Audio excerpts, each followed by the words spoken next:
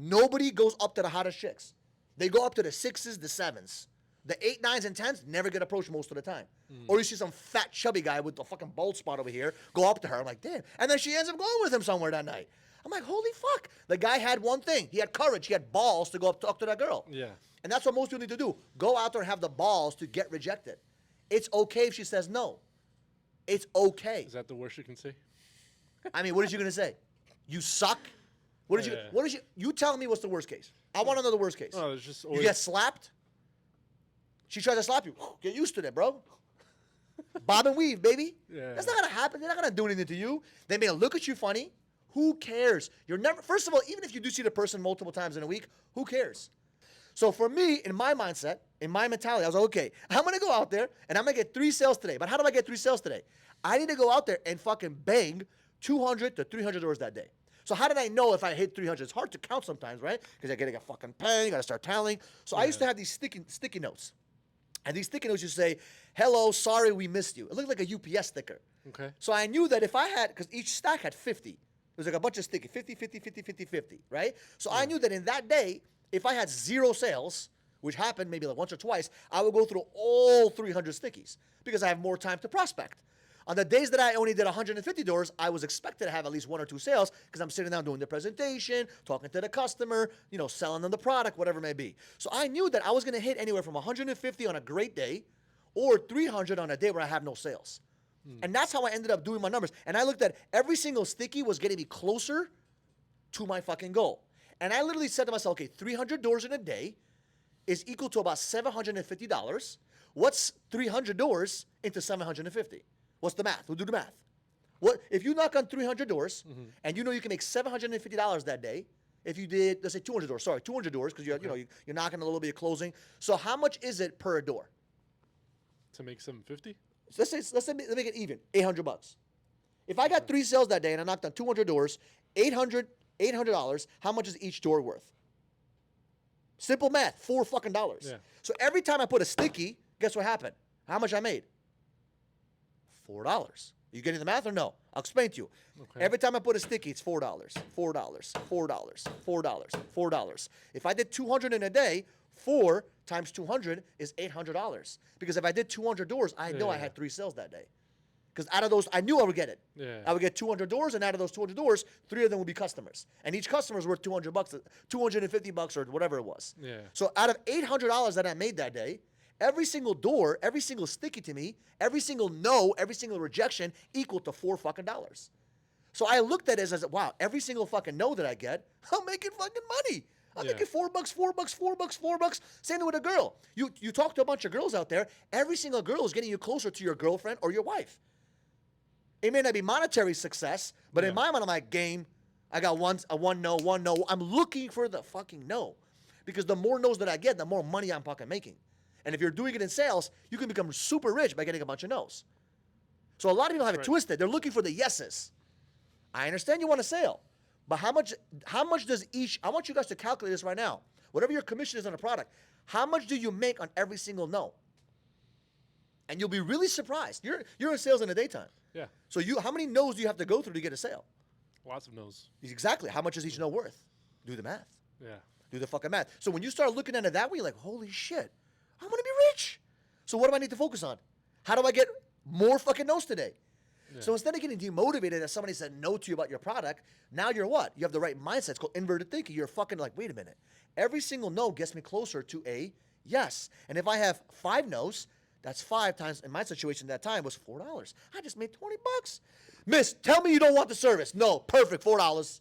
Yeah. And that's how I operated. I was so, and that's how I kept my excitement level always high, because every single customer that said no to me, I was like, dude, that's amazing. I just made $4. Yeah. And in an hour, if I got 20 fucking no's, I just made fucking $80. You understand what I'm saying? Yeah, yeah. So that's the mindset when it comes to rejection. Let me ask you this. Why do you think most people hate rejection? I think they just take it personal, and I think it strikes their ego a little bit. So then they get all butthurt about it. You just said it right, ego, right? So they're more worried about it. I learned this from one of my mentors. He said, Michael, do you want to be rich, or do you want to have a full ego, or a high ego? You want to fulfill your ego? And I was like, I don't give a fuck about ego. I don't care about money, bro. He's like, okay, so you cannot fill your ego and your pockets at the same time. That stuck with me since I was 19 years old. I was like, Yeah. And I was like, can I do both? He's like, nope. You gotta do one or the other. You can do it later on, but you gotta first focus on one. I said, okay, fill your ego, you look like you're rich, but you're fucking broke as a joke, or make a lot of fucking money and your ego is a little bit hurt. So I'll give you an example. I made a shit ton of money knocking on doors. Do you think that when I went into a party or a family event, they were like, oh my God, he's so amazing. He's a door knocker. No, they looked at me funny. Like, they used to go to my mom and tell my mom, is he going to make enough money to pay his rent this month? And they used to whisper in my mom's ear, they say, is your son going to be okay? Right? You know, in the neighborhood and in different communities, they want to offer, you know, girls to marry or stuff like that. I mean, in our culture, the families of the girls usually offer their daughter to your house. So like, hey, we want your son to marry our daughter. I've never had anybody offer me a fucking girl. Why? Because I'm this door knocking guy. I'm this street kid and whatever, right? They didn't fucking look at me as some quality person, as a high ego. No, my ego was on the fucking floor. I didn't care because my bank account was getting filled in every single day, every single month. Yeah. So to me, what was more important was I needed to get my financial situation taken care of. I did not care about going through the rejection. And I have a friend that does very well, but in his 10-year career, he always says this. He's like, I wish I would have got into something that was less statusy. Because he was in the hedge fund world and he was in the status world and he had a venture capitalist, you know, he opened up a hedge fund and, you know, all this fucking accolades, but he wasn't making a shit ton of money.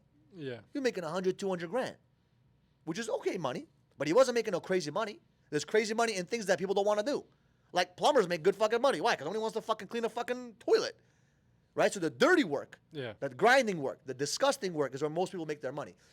So for me, I didn't care about the ego. I cared more about the financial success, right? So my question to you is this. Why do most people, knowing this information, still fucking chase filling their ego?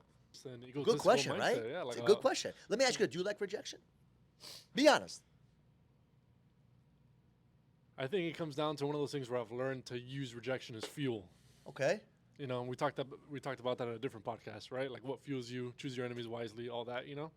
So that's something I learned along the way. It's like if I'm getting rejected, it's like, all right, then I'm going to use that as fuel to grind even harder and then come out on top so that I could be like, now what? You know what I mean? And let me ask you, when was the last time you got rejected? Last time I got rejected? Dang. Not good. Huh? Not good if you don't know. You got to get yourself rejected every day. This is the thing. I want you today and tomorrow, I want you to go find 10 ways you can get rejected. I really want you to do that. Get out of your comfort zone and get rejected. I honestly, this was going to happen. The first time you get rejected, like, ooh, right? Go up to a girl that even you don't like. Just go up to her. Say hello. Hi, how are you? Just want to say hi. I wanted to have the courage to say hello to you. That's the easiest way to get a fucking girl's attention. Listen, I just thought you were very pretty, and I had to come talk to you because I needed to just have the courage to say hi. Thank you so much. Have a great day. Boop, walk away. She may say, what's wrong with this fucking guy? It doesn't matter. But what did you do at that moment? You built the courage. Yeah.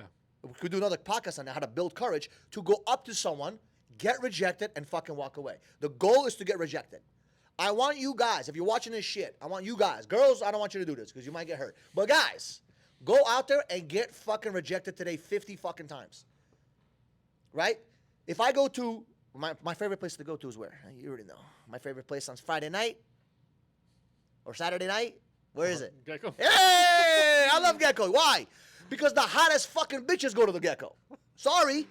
Because the hottest quality people go to Gecko. For the most part. That's what I see. Beautiful people. Mm-hmm. And I see how guys are literally standing in the corner like this. Yeah. And I'm like, dude, go up there and say hello. What is she going to do? Bite your ear off? Okay, she says no. Whip-de fucking do. And usually the hottest chicks usually have no one come up to them. It's so funny. I like to go there just to watch. I like the music there. I love the music because I can take my phone has Shazam. I Shazam every fucking song, and I go home on Saturday and start listening to it in the gym. But I just watch. It's just interesting to see how people interact. Nobody goes up to the hottest chicks. They go up to the 6s, the 7s. The 8, 9s, and 10s never get approached most of the time. Or you see some fat, chubby guy with a fucking bald spot over here go up to her. I'm like, damn. And then she ends up going with him somewhere that night. I'm like, holy fuck. The guy had one thing. He had courage. He had balls to go up talk to that girl. Yeah. And that's what most people need to do. Go out there and have the balls to get rejected. It's okay if she says no. It's okay. Is that the worst you can say? I mean, what is you going to say? You suck? What is you tell me what's the worst case? I want to know the worst case. No, it's just you get slapped?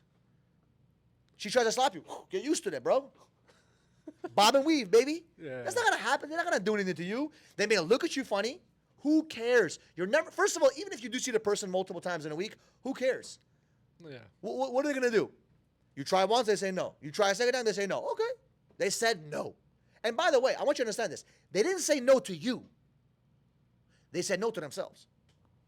Right? I want you to think about that. They didn't say no to you. They said no to themselves. Think of it this way. Do you believe that you are, this is not an egotistical thing, but do you believe that you are the best of the best?